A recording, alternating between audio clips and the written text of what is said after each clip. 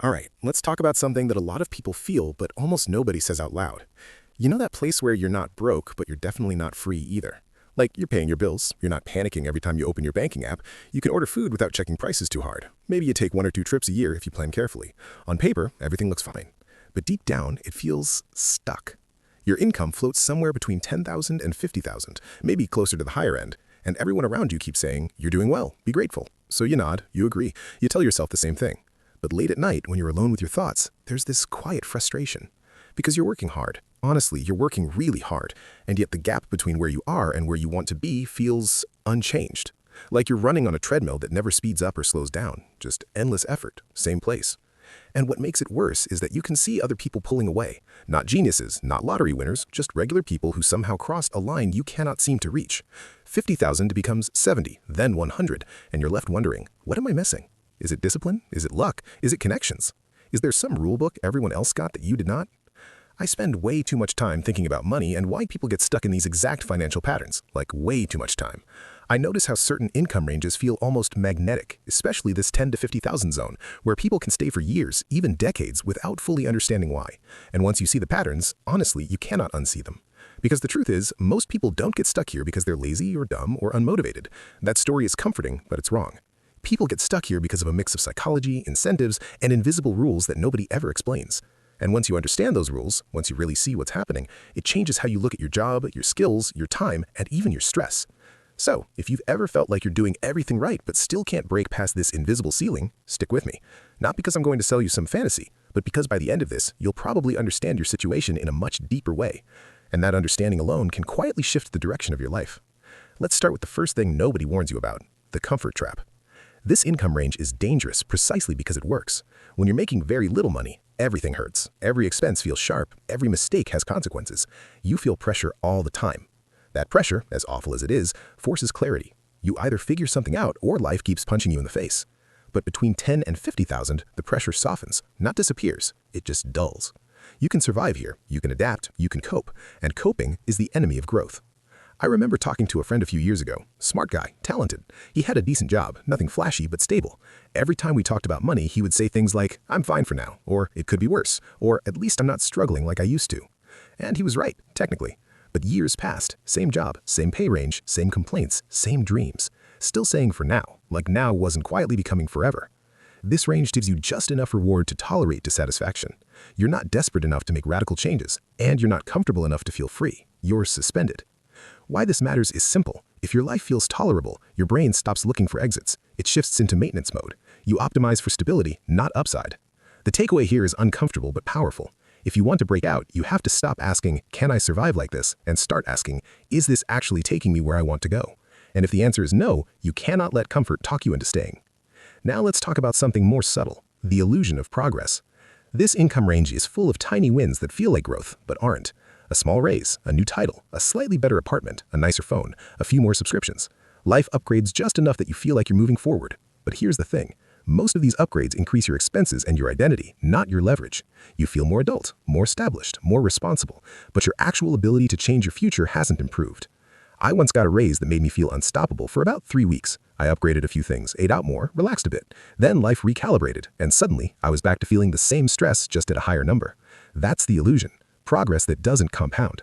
Real progress changes your slope, not just your position. It gives you skills, assets, or opportunities that grow even when you're not actively pushing. Why this matters is because many people in this range are grinding hard for linear rewards. More hours for slightly more money. More responsibility for slightly more pay. It feels responsible. It looks impressive, but it doesn't create escape velocity. The takeaway is this. Start measuring progress by how much control and leverage you're gaining, not how busy or validated you feel. Another reason people stay stuck here is identity. This one is sneaky. When you're earning between 10 and 50,000, you often start to build your identity around being responsible, hardworking, or reliable. You're the person who shows up, the person who gets things done, the person others can count on. That sounds good, and it is, to a point. But identities can become cages. If you see yourself primarily as a worker, a helper, a team player, you'll subconsciously avoid risks that threaten that image. You'll say yes when you should say no, you'll stay quiet when you should ask. You'll choose safety over growth because growth might involve looking inexperienced again. I used to avoid opportunities simply because I didn't want to feel stupid. Honestly, starting something new meant asking basic questions. It meant failing publicly, and that clashed with the version of myself I was attached to. Why this matters is because income growth often requires identity death. You have to let go of being the reliable one and become the learner again, the awkward beginner, the person who tries things that might not work. The takeaway here is to ask yourself, who would I need to become to earn significantly more, and what parts of my current identity might be holding me back? Now let's talk about the skill trap. Most people in this range are good at something, maybe even very good, but their skills are often narrow, context-dependent, or capped. For example, you might be great at a specific job in a specific company, but take that skill outside and its value drops fast. Or your skill might be useful, but not scarce. Lots of people can do it, so the market doesn't reward it heavily. This is frustrating because you're not incompetent, you're competent, and competence feels like it should be enough. But markets don't pay for effort or loyalty. They pay for leverage, scarcity, and impact. I had a phase where I kept improving at the same thing, expecting that eventually someone would notice and reward me in a big way. That day never came. Not because I was bad, but because the ceiling was built into the role. Why this matters is because working harder on the wrong skill just makes you more efficient at being stuck. The takeaway is to zoom out. Ask, is this skill transferable? Does it scale? Does it give me options outside my current environment? If not, it might be time to invest elsewhere, even if it means being worse for a while. Another big one is time misallocation. When you're in this range, your time feels full. Work takes most of it, recovery takes the rest. You're tired, mentally, emotionally, physically. So when someone says, just build something on the side, it sounds ridiculous, like when exactly? But here's the hard truth. Many people in this range are spending their best mental hours maintaining their current life instead of building their next one. I'm not talking about hustle culture nonsense. I'm talking about intentional use of energy. Scrolling at night, stress watching shows, endless distraction disguised as rest. We all do it. I do it. But over years, those hours add up, and the people who escape this range usually redirect a small but consistent amount of focused energy towards something with upside, learning, creating, networking, building, something that moves you forward, not just keeps you afloat. Let's talk about fear, specifically the fear of losing what you have. When you're earning 10 to 50,000, you have something to lose: stability, routine, predictability. That fear is rational, but it's also paralyzing. You start avoiding moves that could temporarily lower your income or status, even if they increase your long-term potential.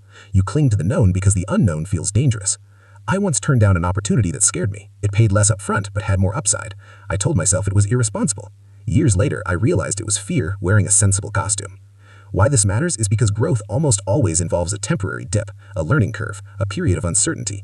The takeaway is to separate real risk from imagined risk. Ask, what's the worst case here? Can I recover? Often the answer is yes. Another reason people stay stuck is social comparison. In this range, you're often surrounded by people in the same situation, same struggles, same complaints, same norms. That environment normalizes stagnation. You complain together, you laugh about being underpaid, you bond over shared frustration, and without realizing it, you anchor each other. This isn't malicious, it's human. But it matters because your sense of what's possible is shaped by what you see around you.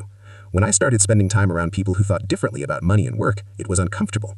They asked questions I'd never considered. They made choices I thought were reckless, and yet their lives kept expanding. The takeaway here is simple but uncomfortable. If everyone around you is stuck, your chances of staying stuck increase. Seek exposure to different mindsets, even if it makes you feel behind at first. Now let's address something that doesn't get talked about enough: mental bandwidth. Living in this range consumes cognitive energy. You're constantly optimizing, budgeting, planning, worrying. Even if you're fine, part of your brain is always calculating. That leaves less space for long-term thinking, creativity, strategy. It's not that you're not capable of big thinking, it's that your brain is busy surviving. Why this matters is because breaking out often requires thinking differently, not just working harder. The takeaway is to reduce unnecessary mental load where you can, simplify expenses, automate decisions, free up mental space. That space is where better ideas live. Finally, let's talk about patience and impatience. This range creates a strange tension. You want more, but not enough to endure long discomfort. You want change, but also reassurance. So you oscillate. You try something, you stop, you wait, you hope. And years pass. The people who leave this range are not always the smartest. They are often the ones who pick a direction and stay with it long enough for results to show. Why this matters is because consistency beats intensity. Quiet effort beats dramatic bursts. The takeaway is to choose something worth committing to and give it time. Real time, not weeks, not months, years. Now, let's bring this together. If you are stuck between 10 and 50,000, it is not because you failed. It is because this range is designed to trap you, psychologically, socially, structurally. It gives you comfort without freedom, progress without leverage, identity without growth.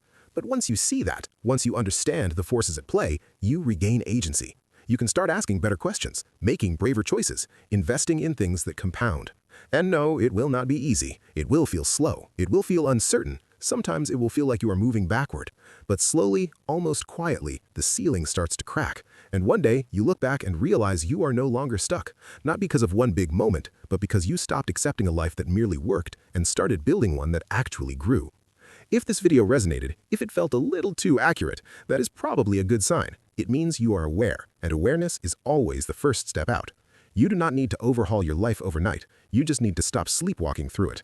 Pick one thing, one skill, one habit, one direction, and start. Not perfectly, not fearlessly, just honestly. Because staying stuck is not a lack of ability, it is a lack of alignment. And that, unlike luck, is something you can change.